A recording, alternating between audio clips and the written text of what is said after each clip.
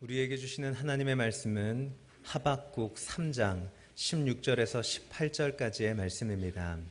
구약성경 하박국 3장 16절에서 18절. 제가 가진 성경으로 구약 1304면에 있습니다. 구약성경 하박국 3장 16절에서 18절까지의 말씀을 제가 봉독하겠습니다. 내가 들었으므로 내 창자가 흔들렸고 그 목소리로 말미암아 내 입술이 떨렸도다.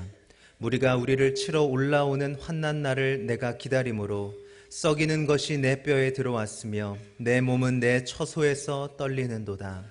비록 무화과 나무가 무성하지 못하며 포도나무에 열매가 없으며 감람나무에 소출이 없으며 밭에 먹을 것이 없으며 우리의 양이 없으며 외양간에 소가 없을지라도 나는 여호와로 말미암아 즐거워하며 나의 구원의 하나님으로 말미암아 기뻐하리로다. 아멘. 우리를 만지시는 주님의 손길을 감사하며 찬양합니다. 할렐루야. 우리 옆에 분하고 이렇게 인사 나누시기 바랍니다. 범사에 감사합시다. 범사에 감사합시다. 지난주에 새생명 축제를 은혜 가운데서 참 잘 마쳤습니다. 모든 영광 주님께 올려드립니다. 어려운 일도 있었지만 뒤돌아보면 이것까지도 주님께서 사용하시지 않았나는 생각이 듭니다. 이번 새생명 축제는 태신자를 품고 기도한 작정자들 뿐만 아니라 우리 모든 믿음의 가족들이 전심으로 헌신하며 최선을 다했습니다. 준비하고 진행하신 분들, 주님의 손가발이 되어서 각각 맡은 곳에서 사명을 잘 감당해 섬겼습니다. 한 권사님이 이런 말씀을 하시더라고요. 모든 분들이 수고를 많이 했지만 특별히 우리 남자 집사님들이 곳곳에 서서 봉사하는 모습을 보면서 가슴이 뭉클했다는 말을 들을 때 제 가슴도 뭉클했습니다. 우리 태신자가 약 860명이었습니다. 최종 통계가 토요일날 주일날 방문하신 분들이 약 165명 방문했고요. 그중에서 34명의 태신자가 결신했습니다. 할렐루야. 이건 통계 숫자가 아니에요. 한 영혼이 천하보다 더 귀하다고 말씀하셨는데 한 분이 자기 마음의 문을 열고 영접하는 자 곧 그 이름을 믿는 자들에게는 하나님의 자녀가 되는 권세를 주셨음을 믿으며 마음의 문을 열고 주님을 영접한다는 것은 이것은 놀라운 일입니다. 성령께서 그 마음을 준비시키시고 감동시키신 줄 믿습니다. 그리고 지금부터 시작입니다. 태중의 아이가 출산하면 어떻습니까? 끝입니까? 그때부터 네 혼자 밥 먹고 기저귀 갈아 끼우고 네가 마음대로 살아라 이러고 그냥 버려둡니까? 새 생명이 출산하면 임신은 끝이지만은 그때부터 전쟁이 시작되지 않습니까? 마찬가지입니다. 우리 태신자들이 결신하고 주님을 마음에 영접하고 난 다음에 이분들이 교회에서 잘 정착하고 믿음으로 성장하면서 우리와 함께 신앙의 공동체로 주님의 자녀로 살아가는 그 일을 잘 감당하는 교회가 건강한 교회고 좋은 교회인 줄 믿습니다. 이것이 주님께서 이 땅에 교회를 세우신 목적이고요. 이것이 서울 남교회를 세우신 목적인 줄 믿습니다. 저도 이번 주부터 결신자들과 함께 우리 모든 새가족들 교회에 잘 정착하고 믿음의 성장이 있도록 최선을 다하고자 합니다. 우리 모든 믿음의 가족들, 우리 모두가 주님의 마음을 품고 계속해서 협력하며 기도해 주시기 바랍니다. 새생명 축제 전에 제가 이런 말씀을 드렸죠. 새생명 축제의 주인공이 누구라고요? 우리라고요. 바로 나라고요. 하나님께서 우리에게 하나님의 일을 동력할 수 있는 기회를 주셨습니다. 그리스도를 본받는 자가 되고 하나님을 닮아가는 자가 되어서 복음의 일꾼으로 섬길 수 있는 기회를 주님께서 우리에게 주시고 그 일을 감당하는 우리가 주인공입니다. 이런 기회를 주신 주님께 감사하며 우리 평생 살아가고요. 특별히 우리에게 아직도 여전히 600명의 태신자들이 남아 있습니다. 제가 말씀드렸죠. 절대로 부담 갖지 마십시오. 5년, 10년, 20년, 30년이 될 수도 있습니다. 그러나 포기하지 않고 기도하며 주님의 은혜를 간구할 때 반드시 우리 주님께서는 주님의 시간에, 주님의 장소에, 주님의 때에 은혜를 부어주실 줄 믿습니다. 이것이 우리의 사명이죠.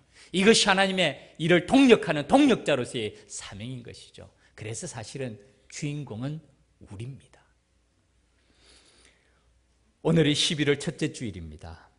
11월은 감사절기입니다. 제가 11월 4주 동안에 감사라는 주제로 말씀을 나누고자 합니다. 먼저 한 책의 서문을 제가 소개해 드리겠습니다. 감사에 대한 참 좋은 글입니다. 짧은 글인데요. 여러분 잘 보시기 바랍니다. 감사는 영적 건강의 좌표입니다. 피조물인 인간이 창조주께 드릴 수 있는 가장 큰 선물은 감사입니다. 감사는 축복을 두 번 누리는 것입니다. 한 번은 받을 때이고 또 한 번은 회상할 때입니다. 욕심을 따라 사는 사람은 항상 부족한 것 투성이고 은혜를 따라 사는 사람은 늘 감사합니다. 감사를 모르는 사람은 늘 가난합니다. 마지막 후반부입니다. 주님에 대한 깊은 감사의 마음을 가지고 있는 사람은 전심으로 하나님의 이름을 높이면서 살고 싶어 합니다. 하나님을 향한 감사의 고백을 간직한 사람은 무엇을 하든지 하나님을 위해 살고 싶은 소원이 있는 사람들입니다. 하나님께서 주신 은혜가 한없이 크고 감사하기 때문에 주님을 높이면서 살고 싶어 합니다. 좋은 글 아닌가요? 참 좋은 글 아닙니까?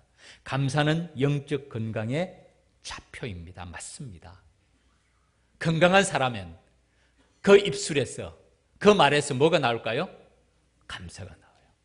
그러면 병든 사람은 그 입에서 뭐가 나올까요? 불평불만이 나와요. 내가 영적으로 건강한가?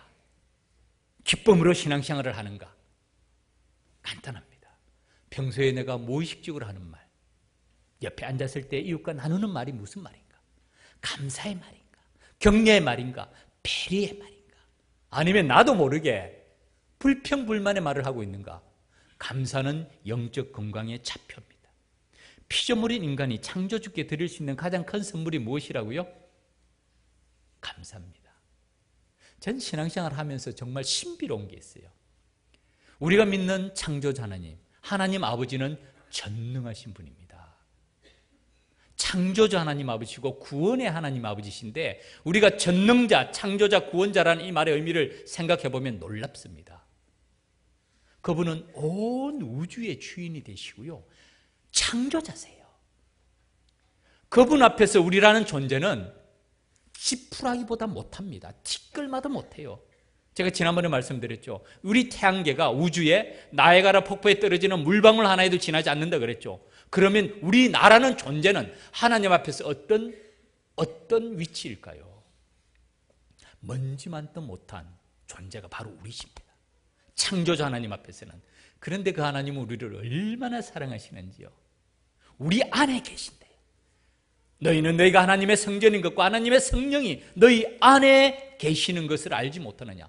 신비 중에 신비가 전능하신 하나님께서 우리를 자녀로 삼으시고 보배롭고 존귀하게 여기시며 우리 안에 내주하시는, 초월하신 하나님이 내주하시는 나의 하나님이라는 사실은 이거는 신비 중에 신비고 은혜 중에 은혜입니다. 우리가 천천의 기름과 만만의 수양으로 하나님께 헌금을 드리면 하나님께서는 그래 네가 헌금 좀 드렸네 라고 만족해 하실까요? 하나님을 가장 기쁘시게 하는 것, 하나님께 올려드릴 수 있는 우리의 가장 큰 선물이 뭘까요? 그게 감사라는 거예요. 그게 감사라는 겁니다. 감사는 감사를 드리는 자신의 삶을 변화시킵니다. 그렇습니다, 여러분. 진심으로 감사의 마음을 갖고 한번 살아보십시오. 암이 전혀 걸리지 않는 사람이 있습니다. 어떤 사람인 줄 아세요? 정신병자랍니다. 정신병자는 암이 없답니다. 혹시 제 말에 오류가 있으면 저에게 좀 얘기해 주십시오. 제가 알기에는 그렇습니다. 정신병자들은요, 암이 없습니다. 왜 그럴까요? 스트레스가 없었어. 스트레스가 없었어요. 다른 말로 하면 감사의 마음이 가득히 차면 우리 몸의 면역체계가 달라집니다. 달라져요. 감사는 감사드리는 자신을 변화시킵니다. 뿐만 아니라 감사는 하나님께 드리는 최고의 선물이라는 것이죠. 그래서 어떤 분이 이렇게 표현했습니다. 감사의 수준이 믿음의 수준입니다. 한번 물어볼게요. 우리 교회 수준은 어떻습니까? 수준이 높습니까? 낮습니까? 높죠. 오늘도 범사에 감사합시다 인사하지 않았습니까? 아멘. 예. 범사에 감사하죠? 정말이죠?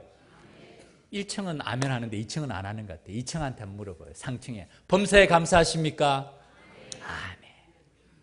정말이에요. 범사에 감사하라는 말은 모든 일에 감사하라는 뜻 아닙니까? 감사의 수준이 믿음의 수준입니다. 믿습니까?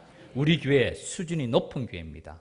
매주일마다 항상 기뻐하고 쉬지 말고 기도하고 범사에 감사합시다. 오늘 말씀의 제목이 진정한 감사입니다. 진정한 감사. 무엇이 진정한 감사일까요?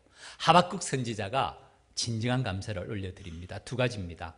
환난 중에 드리는 감사가 진정한 감사입니다. 두 번째는 소유와 소득이 없는 상황에서도 드리는 감사가 진정한 감사입니다.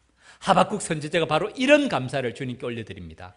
환난 중에 드리는 감사의 모습입니다. 하박국 선지자가 활동하던 이 시기는 한마디로 말하면 풍전등화와 같은 시기였어요. 외부적으로는 신흥 국가 바벨론이 아수르를 격파하고 제국으로 강대국으로 부상하는 시기였습니다.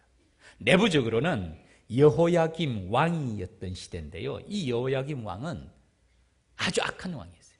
그 할아버지가 요아스였는데 그 아버지가 잠깐 지나고 그 손자 여호야김이 왕이 되었는데 매우 악한 왕이었어요. 영적으로 부패하고 도덕적으로 타락하고 정치적 경제적으로 무질서가 난무했던 시대가 여호야김 시대였습니다. 악한 자가 득세하고 어려운 자가 고통을 당하는 시기였습니다. 어떻게 보면 우리의 삶의 상황과 그렇게 다르지 않습니다. 우리나라도 지금 제국으로 둘러싸여 있죠. 중국이 엄청난 인구로 제국으로 일어납니다. 미국은 오래전부터 세계 유일의 제국이 되고 있고요. 일본 사실은 그 나라도 제국입니다. 그 가운데 우리가 있습니다. 북한의 핵 문제, 외교적인 문제, 연일 신문에 보도되는 문제를 보면 쉽지 않아요. 하박국 선지자가 살았던 그 시대만의 얘기가 아니라 우리 시대도 마찬가지입니다. 안으로는 어떻습니까? 전 잘 모릅니다. 정치적인 얘기. 그러나 한 지도자의 영향이 지금이나 그 이전이나 그 이전이나 미국이나 한국이나 한 지도자의 영향이 얼마나 큰지 우리가 압니다. 이미 우리도 많은 경험했습니다. 여호야김 왕의 악한 왕으로 나라가 온통 뒤집혀져 있는 이런 상황에서 하박국 선지자는 하나님께 질문합니다. 우리와 똑같은 질문이에요. 하나님께서 살아계시다면 이런 일이 있을 수가 있습니까? 이렇게 타락한 국가를 왜 그냥 보고만 계십니까? 하나님께서 응답하시죠. 하나님의 계획이 있다는 것입니다. 사납고 성급하고 악한 바벨론 사람, 하박국서에서는 갈대아 사람이라고 표현합니다. 그 사람들을 일으켜서 범죄한 유대를 치시겠다고 하박국에게 말씀하시는데 이 말을 듣고 하박국 선지자는 또다시 하나님께 질문합니다. 하나님의 백성 유다 민족이 아무리 범죄하였기로 저 악한 바벨론 민족을 일으켜서 유다를 치게 하십니까? 그게 가능한 일입니까? 질문이 끝이 없죠. 그때 하나님께서 다시 응답하십니다. 유다 백성의 범죄로 말미암아 바벨론으로 하여금 유다를 치게 하시지만은 이 바벨론 국가 그들 또한 그들의 종말이 속히 이르게 될 것이라. 그 다음에 우리가 참 잘 아는 말씀, 오직 의인은 믿음으로 말미암아 살게 될 것이라는 말씀을 하십니다. 하박국서가 3장의 짧은 글인데요, 말씀인데요, 그 내용 가운데는 말할 수 없는 깊은 의미들이 담겨져 있습니다. 우리가 잘 아는 말씀들, 방금 인용한 오직 의인은 믿음으로 말미암아 살게 되리라는 로마서 1장 이 말씀의 원형이 하박국서에서 나오는 말씀이고 하박국 선지자에게 주신 말씀입니다.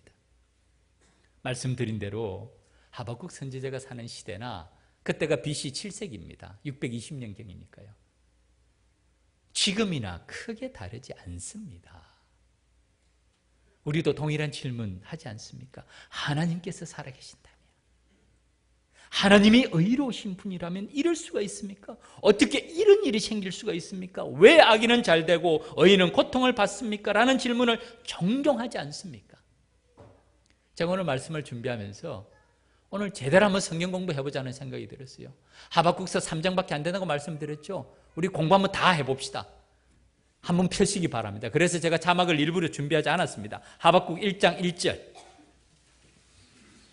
하박국 3장까지 공부하는 한 2시간 정도 걸릴 것 같은데 한번 공부해 봅시다. 하박국 1장 1절 같이 읽겠습니다. 시작. 선지자 하박국이 묵시로 받은 경고라. 아멘.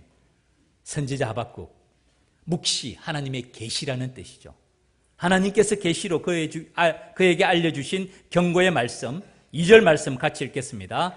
여호와여, 내가 부르짖어도 주께서 듣지 아니하시니 어느 때까지리까? 내가 강포로 말미암아 외쳐도 주께서 구원하지 아니하시나이다. 4절 말씀 같이 읽겠습니다. 이러므로 율법이 해이하고 정의가 전혀 시행되지 못하오니 이는 악인이 의인을 애워쌌으므로 정의가 굽게 행하여 짐이니이다. 아멘. 바로 우리 기도죠. 주님, 어느 때까지니까? 라는 기도 자주 하지 않습니까? 어느 때까지니까? 오늘날도 우리에게 이런 마음의 탄식의 기도가 있죠. 종교개혁 500주년을 맞이하면서 오늘날 교회 안팎을 바라보면서 주님, 어느 때까지니까? 국가와 민족을 바라보면서 특별히 북한을 바라보면 가슴을 치면서 이런 기도가 나오잖아요. 70년이 지났습니다. 70년이 지났어요.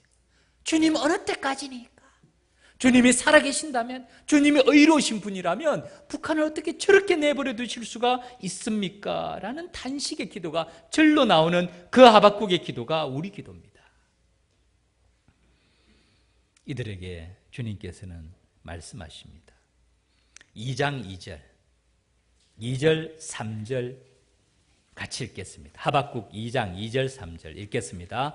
여호와께서 내게 대답하여 이르시되 너는 이 묵시를 기록하여 판에 명백히 새기되 달려가면서 읽을 수 있게 하라. 이 묵시는 정한 때가 있나니 그 종말이 속히 이르겠고 결코 거짓되지 아니하리라. 더딜지라도 기다리라. 지체되지 않고 반드시 응하리라. 아멘. 여러분, 이 말씀이 얼마나 놀라운 말씀인 줄 아세요? 1절 후반줄이죠. 내가 내 파수하는 곳에 서며 성리에 서리라. 그가 내게 무엇이라 말씀하실는지 기다리고 바라보며 나의 질문에 대하여 어떻게 대답하실는지 보리라 하였더니, 하박국 선지자가 하나님께 질문합니다. 그 다음에 하나님이 대답한 말씀, 여호와께서 내게 대답하여 이르시되 너는 이 묵시, 이 계시, 이 하나님의 말씀을 기록하여 판에 명백히 새기되 달려가면서도 읽을 수 있게 하라. 여러분, 하나님의 말씀을 달려가면서 읽을 수 있습니까? 오늘은 가능합니다. 79절 성경 암송 뛰면서 읽을 수 있습니다. 운전하면서도 읽을 수 있어요. 삼성, 아이패드, 타블렛 뛰어가면서도 읽을 수 있고 달려가면서도 읽을 수 있습니다. 그런데 하박국 시대 BC 7세기 그 성경이 어디에 기록되어 있는 줄 아십니까? 최소한 두루마기 내지 파피루스면요, 그 분량은 창고에 쌓아놓는 분량입니다. 오늘날처럼 69절 성경 암송 카드, 오늘날처럼 이런 성경 태블릿 없습니다. 그런데 오늘 뭐라고 말합니까? 이 묵시를 판에 명백히 새기되, 이 판이 태블릿입니다. 판이에요. 태블릿 의미가 판이라는 뜻이잖아요. 판에 명백히 새기되 달려가면서도 읽을 수 있게 하라. 하박국 선지자는 이 말씀이 무슨 뜻인지 전혀 몰랐어요. 창고에 가득히 쌓아놓은 하나님의 말씀을 어떻게 달려가면서도 읽을 수 있습니까? 그런데 그 말씀이 오늘 우리에게는 달려가면서도 읽을 수 있어요. 그 다음에 말씀이 뭡니까? 이 묵시는 정한 때가 있나니 그 종말이 속히 이르겠고 결코 거짓되지 아니하리라. 비록 더딜지라도 어떻게 하라고요? 기다리라. 지체되지 않고 어떻게 된다고요? 반드시 응하리라. 이것이 하나님의 말씀입니다. 이것이 약속의 말씀이에요. 이 묵시는 정한 때, 하나님의 때가 있습니다. 그 종말이 속히 이르, 결코 거짓되지 아니하리라. 비록 더딜지라도 기다리라. 지체되지 않고 반드시 응하리라. 역사의 주관자, 창조주 하나님의 능력이라는 게 바로 여기 있어요. 우리는 내일의 일을 알지 못하지만 하나님께서는 이 모든 것을 보고 계시는 전지전능하신 분이라는 사실이죠. 그 다음에 말씀이 보라 그의 마음은 교만하여 그 속에서 정직하지 못하나, 그 다음에 우리가 잘 아는 말씀, 의인은 그의 믿음으로 말미암아 살리라. 이것이 로마서 1장 17절 말씀, 오직 의인은 믿음으로 말미암아 살리라는 사도 바울의 이신칭의의 믿음의 원형이 바로 하박국 선지자에게 주신 이 말씀입니다. 2장 14절 말씀 같이 읽겠습니다. 시작. 이는 물이 바다를 덮음같이 여호와의 영광을 인정하는 것이 세상에 가득함이니라. 2장 20절 말씀 같이 읽겠습니다. 오직 여호와는 그 성전에 계시니 온 땅은 그 앞에서 잠잠할지니라 하시니라. 아멘. 동일한 말씀이에요.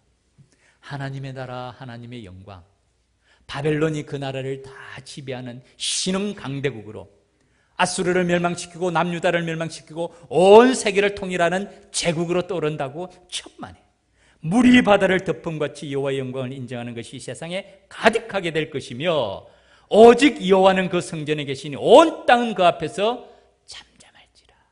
오늘날도 마찬가지입니다. 오늘날도 마찬가지예요. 신흥 강대국들이, 제국들이 한 국가를 위협합니까? 하나님께서 그 가운데 아무런 일도 못하실까요? 천만의 말씀, 천만의 말씀. 하나님의 역사를 너무 몰라서, 너무 몰라도 너무 몰라서, 오직 여호와는 그 성전에 계시니 온 땅은 그 앞에서 잠잠할지니라. 이 말씀을 듣고 하박국 선지자는 찬송시로 기도를 올려드리는 것이 마지막 3장이에요. 3장 2절 말씀 같이 읽겠습니다. 3장 2절 같이 읽겠습니다. 시작. 여호와여, 내가 주께 대한 소문을 듣고 놀랐나이다. 여호와는 주는 주의 일을 이 수년 내에 부응하게 하소서. 이 수년 내에 나타내시옵소서. 진노 중에라도 긍휼을 잊지 마옵소서. 아멘. 여호와여, 내가 주께 대한 소문을 듣고 놀랐나이다. 여호와여, 주는 주의 일을 이 수년 내에 부응하게 하소서. 이 수년 내에 나타내시옵소서. 진노 중에라도 긍휼을 잊지 마옵소서. 우리가 이 기도 얼마나 자주 드립니까? 수년 내에 부응하게 하시고 수년 내에 나타내시옵고 진노 중에라도 긍휼을 잊지 마시기를 바라는 하나님께 대한 하박국 선지자의 간절한 찬송시입니다. 그리고 그 3장의 맨 마지막 말씀이 바로 오늘 본문 읽었던 본문입니다. 내가 들었으므로, 무엇을 들었을까요? 바벨론이 침략의 소문을 말합니다. 전쟁의 소문을 내가 들었다는 것이에요. 그 전쟁의 소문을 들으니까 얼마나 죽음의 공포, 전쟁의 공포가 온 몸을, 온 마음을 뒤흔들어 놓는 장면을 말합니다. 무리가 우리를 치러 올라오는 환난 날을 내가 기다림으로 뼈가 썩는 것 같은 그런 환난 가운데 있다는 말씀이거든요. 내가 들었으므로 내 창자가 흔들렸고 그 목소리로 말미암아 내 입술이 떨렸도다. 무리가 우리를 치러 올라오는 환난 날을 내가 기다림으로, 썩이는 것이 내 뼈에 들어왔으면 내 몸은 내 처소에서 떨리는도다. 남유다가 바벨론 국가를 이길 수 있는 가망성은 없습니다. 제로예요. 이기지 못합니다. 그 신흥 강대국, 제국으로 일어나는 바벨론 앞에서 남유다는요, 추풍낙엽입니다. 그 전쟁의 공포, 죽음의 공포를 앞두고 있는 사람들의 마음이 어떻겠어요? 그것을 바로 얘기합니다. 이런 환난의 날, 이런 위기의 상황 가운데 있습니다. 그것이 하박국 선지자가 첫 번째 상황이고, 두 번째는 이런 어려움 가운데서 개인의 소득과 소출이 아무것도 없습니다. 그 다음에 나오는 말씀이 없다는 말씀이 얼마나 반복되는지 한번 살펴보세요. 17절. 비록 무화과나무가 무성하지 못하며 포도나무의 열매가 없으며 감람나무의 소출이 없으며 밭에 먹을 것이 없으며 우리의 양이 없으며 외양간에 소가 없을지라도. 뭐가 있죠? 그럼 뭐가 있죠? 하나도 없어요. 무화과나무, 포도나무, 감람나무는요, 이스라엘 민족의, 그 이스라엘 지역의 3대 유실수 나무입니다. 이 3대 유실수 나무로 말미암아 이 이스라엘 백성들을 먹고 사는 기초가 되는 나무인데, 무화과나무도 무성하지 못하고 포도나무에 열매가 없고 감람나무에 소출이 없어요. 그것뿐만 아닙니다. 밭에 먹을 것이 없으며 우리에는 양이 없고 외양간에 소가 없습니다. 아무것도 없어요. 철저하게 황폐한 상황을 말하고 있습니다. 남은 것이 아무것도 없습니다. 국가적인 위기, 전쟁의 공포, 죽음의 공포 앞에 서 있고 개인적으로도 아무것도 남은 것이 없는, 아무런 소득과 아무런 소출과 아무런 식물 전혀 없는 상황임에도 불구하고 하박국 선지자는 감사의 찬송을 주님께 올립니다. 18절 말씀입니다. 18절 19절 같이 읽겠습니다. 시작. 나는 여호와로 말미암아 즐거워하며 나의 구원의 하나님으로 말미암아 기뻐하리로다. 주 여호와는 나의 힘이시라. 나의 발을 사슴과 같게 하사 나를 나의 높은 곳으로 다니게 하시리로다. 이 노래는 지휘하는 사람을 위하여 내 수금에 맞춘 것이니라. 아멘. 이 노래 찬송시라고 말씀드렸죠. 이게 기도입니다. 찬송시로 만들어진 기도라고 말하면서 그의 마지막 찬양입니다. 나는 여호와로 말미암아 즐거워하며 나의 구원의 하나님으로 말미암아 기뻐하리로다. 주 여호와가 나의 힘이 되십니다. 나의 발을 사슴과 같게 하사 사슴처럼 품이 있고 우아하고 아름답게 하사 나를 나의 높은 곳으로 다니게 하시리로다. 하박국 선지자가 이런 상황 가운데서도 감사를 올려드립니다. 이것이 하박국 선지자가 하나님께 올려드리는 감사의 모습입니다. 여러분, 감사는 두 종류가 있습니다. 첫 번째는 짝퉁 감사가 있고 두 번째는 진짜 감사가 있습니다. 두 종류가 뭐가 있다고요? 첫 번째는 짝퉁, 두 번째는 진짜. 뭐가 짝퉁일까요? 환경과 여건이 좋을 때, 순풍에 돛담배처럼 모든 일이 잘 풀릴 때 감사할 수 있을까요? 없을까요? 감사하죠. 로또에 당첨됐다. 감사할 수 있을까요? 없을까요? 감사하죠. 당연히 감사하죠. 그렇게도 감사 안 하는 사람은 진짜 대단한 사람이죠. 물질적인 소유 소득이 풍부할 때 감사할 수 있을까요? 없을까요? 감사할 수 있어요. 11월 달 감사절이라서 특별히 보너스를 300% 주겠다 회사에서 얘기하면 감사하죠. 감사가 넘치죠. 감사를 안 하는 것보다는 낫습니다. 감사를 모르는 것보다는 낫습니다. 그러나 그런 감사는요, 조건적인 감사입니다. 그 조건이 사라지면 어떻게 될까요? 감사도 사라져요. 조건이 사라지면, 감사도 사라지면 감사 안 하는 것보다는 나은 것 같지만은 짝퉁 감사예요. 진짜 감사는 환경과 여건에 있지 않습니다. 소유와 소득에 있지 않습니다. 삶의 조건에 있지 않습니다. 진정한 감사, 차원 높은 감사는 존재 자체에 대한 감사, 나의 존재 차원을 넘어서 하나님의 구원의 하나님이 나의 하나님이 되심에 대한 감사, 하나님이 어떤 분인지를 알면 감사할 수 있어요. 하박국 선지자는 그것을 구원의 하나님, 나는 여호와로 말미암아 즐거워하며 나의 구원의 하나님으로 말미암아 기뻐하리로다. 하나님이 어떤 분인지를 알면, 그 하나님이 나의 구원자가 되시는 나의 하나님 아버지가 되시는 것을 알면 감사할 수 있는 줄 믿습니다. 이것이 진정한 감사, 이것이 진짜 감사고요, 이것이 차원 높은 감사입니다. 하나님의 백성들이 이런 감사를 가슴에 간직할 때 세상의 크고 작은 풍파 오히려 이겨내게 되는 줄 믿습니다. 세상의 환경이 흔들리지 않아요. 우리도 좋은 게 좋습니다. 우리도 필요한 것 있어요. 우리도 많은 필요가 있습니다. 주님이 알고 계십니다. 그러나 그 조건이 감사의 출발점이 아니라는 거예요.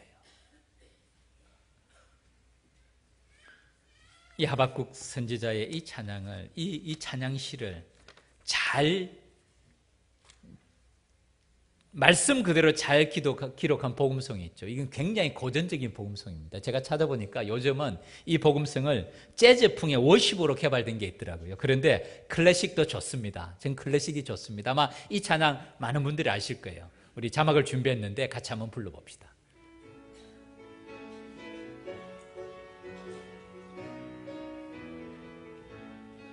무화과 나무 잎이 마르고 포도 열매가 없으며 감람나무 열매 거치고 논밭에 식물이 없어도 우리의 양떼가 없으며 외양간 송아지 없어도 난 여호와로 즐거워하리 난 여호와로 즐거워하리 난 구원의 하나님을 인해 기뻐하리라. 아멘. 연습이었습니다.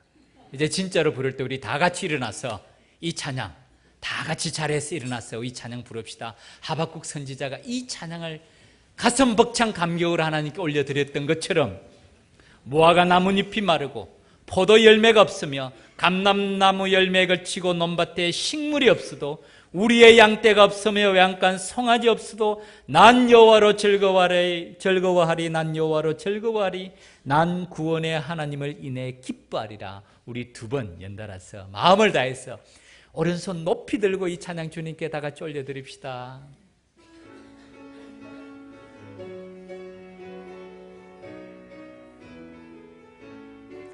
무화과 나무 잎이 마르고 포도 열매가 없으며 감람나무 열매 거치고 논밭에 식물이 없어도 우리의 양떼가 없으며 외양간 송아지 없어도 난 여호와로 즐거워하리 난 여호와로 즐거워하리 난 구원의 하나님을 인해 기뻐하리라. 한 번 더 하겠습니다. 무화과 나무 잎이 마르고 포도 열매가 없으며 감람나무 열매 거치고 논밭에 식물이 없어도 우리의 양떼가 없으며 외양간 송아지 없어도